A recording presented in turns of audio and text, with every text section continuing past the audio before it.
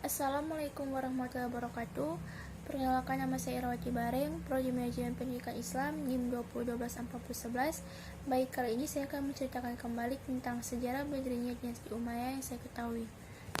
Langsung saja, sejarah berdirinya Daulah Umayyah berasal dari nama Umayyah ibnu Abdi Syam ibnu Abdi Manaf, yaitu seorang dari pemimpin ibadah kabilah Quraisy yang pada zaman jahiliyah Bani Umayyah.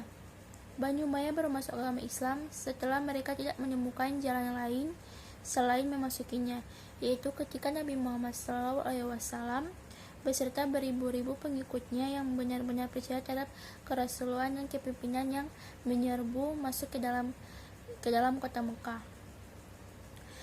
Memasuki tahun ke-40 Hijriah 660 Masehi, banyak pertikaian politik dikala umat Islam. Puncaknya adalah ketika terbunuhnya Khalifah Ali bin Abi Thalib oleh Ibnu Mujaim. Setelah Khalifah meninggal, kaum muslimin di wilayah Irak mengangkat Al-Hasan, putra tertua Ali, sebagai khalifah yang sah. Kemudian, bentuk pemerintahan Bani Umayyah. Setelah Muawiyah memihak pusat pemerintah dari kota ke Madinah, maka pemerintahan Muawiyah berubah dari teodemokrasi menjadi monarki atau kerajaan dinasti. Hal ini berlaku semenjak ia mengangkat Yazid sebagai putra mahkota. Kebajikan yang dilakukan oleh Umar ibnu Khattab di Suriah. Setelah Muawiyah meninggal dunia, keturunan Umayyah mengangkat Yazid bin Muawiyah menjadi khalifah pengganti ayahnya. Semenjak itu, sistem pemerintahan Bani Umayyah memakai sistem turun-temurun sampai kepada Khalifah Marwan bin Muhammad. Peradaban pada masa dinasti Umayyah: 1. Sistem politik dan perluasan wilayah. Kemudian ada sistem ekonomi, sistem sosial, dan sistem fiskal keuangan, serta sistem peradilan. 6. Pembangunan peradaban, pengembangan intelektual, bahasa dan sastra Arab. Nah, itu pada masa Bani Umayyah ini merupakan peletak dasar pembangunan peradaban Islam yang nanti pada masa Bani Umayyah, Bani Abbas merupakan puncak dari peradaban Islam. Pada masa Bani Umayyah, ilmu nakiliyah mulai berkembang. Kemudian Khalifah Umar bin Abdul Aziz sangat mengagumi perhatian yang besar kepada pengumpulan hadis. Pengumpulan hadis dilaksanakan oleh Asim al-Ansyari. Pada masa ini muncullah ahli-ahli hadis seperti Abu Bakar, Muhammad bin Muslim bin Abdillah al-Zuri, dan Hasan Basri.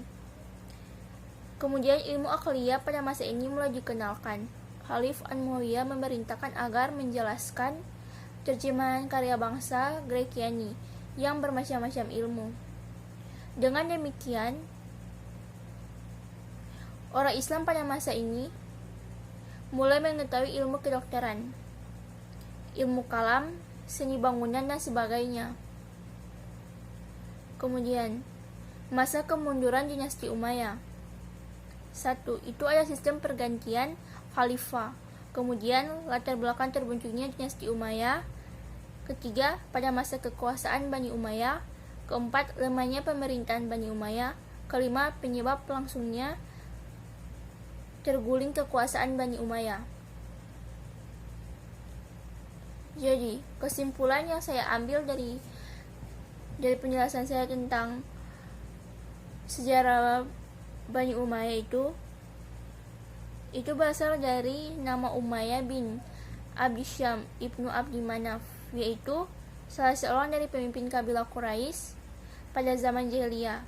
Bani Umayyah baru masuk agama Islam setelah mereka tidak menemukan jalan lain selain memasukinya, yaitu ketika Nabi Muhammad SAW beserta beribu-ribu pengikutnya yang benar-benar percaya terhadap kerasulan dan kepemimpinannya yang menyerbu masuk ke dalam kota Mekah. Demikian itulah presentasi dari saya. Mohon maaf jika ada salah kata atau kekurangan. Kekurangan itu milik saya dan kesempurnaan itu hanya milik Allah Subhanahu wa taala. Sekian dari saya. Wassalamualaikum warahmatullahi wabarakatuh.